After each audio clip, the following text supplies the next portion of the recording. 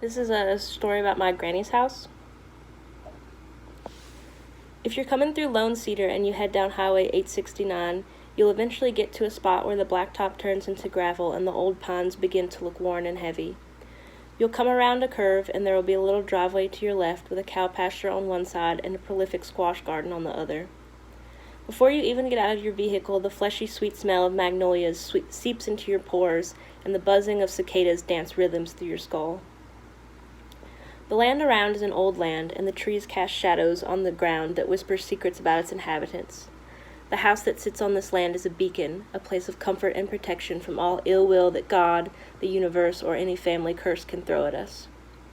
We don't know much about the curse or why we have it, but we do know that a curse exists, and that these humble walls are impenetrable to it.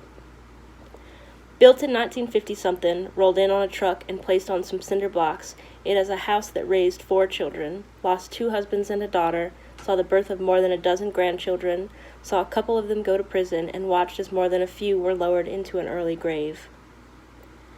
A house that has seen more loss than most, spent more nights up late worrying, and made enough pitchers of sweet tea to fill the Mississippi. A permanent smell of biscuits and bacon grease clings to the air and immediately sets your mouth watering as soon as you walk through the door, and it won't be long before the skillet is heating up and the bacon is on the table. Maybe the curse is in the biscuits that all of us poor saps have been eating all our lives, or maybe the curse also enjoys the biscuits and has chosen to stay out of the kitchen for fear of messing up a good thing. They say that there's something in the foundations, something different than most places.